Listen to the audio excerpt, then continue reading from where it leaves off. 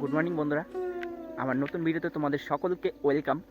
আজকে এমন একটা ভিডিও নিয়ে চলে এসেছি যা পুরো ইউটিউব সার্চ করলে তোমরা দেখতে পাবে। শুধুমাত্র আমার চ্যানেলেই এই ভিডিওটা দেখতে পাবে।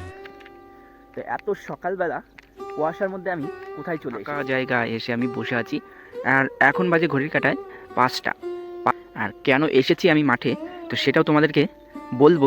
তার আগে বলি, এই দিক থেকে সূর্য উঠবে আজকে, কিন্তু সেটাও তোমাদেরকে দেখাবো শিশিরের জল কতটা করে বেঁচে আছে। আর এবার বলি আমি মাঠে এসেছি কেন।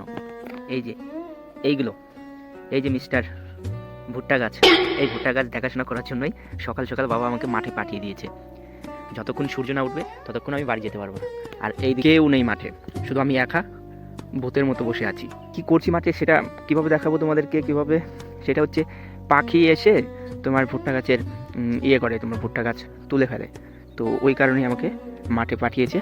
তো এইগুলো হচ্ছে আমাদের জমি, তো সব জমিতে কিন্তু এখনো ভুট্টা গাছ বেরায়নি। তো বেরাচ্ছে, তো শুরুতে দেখাশোনা করে রাখলে কি হবে, তোমার গাছগুলো তুলতে পারবে না।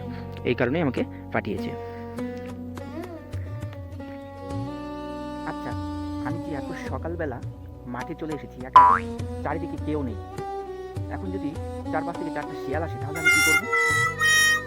কিন্তু উঠছে, আর ওই যে দেখো গাছের ঠিক বাম পাশ দিয়ে কিন্তু সূর্য মামা উঠেছে।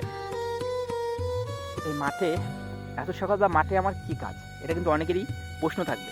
তবে মাঠে হচ্ছে আমার একটাই কাজ, এই যে এইভাবে মাটি তুলো আর চারিদিক দিয়ে এভাবে ছুঁড়ে মারো, কারণ পাখিগুলো যেন ভুট্টা গাছের ক্ষতি না করতে পারে। এটাই হচ্ছে সকালবেলার মাঠের কাজ।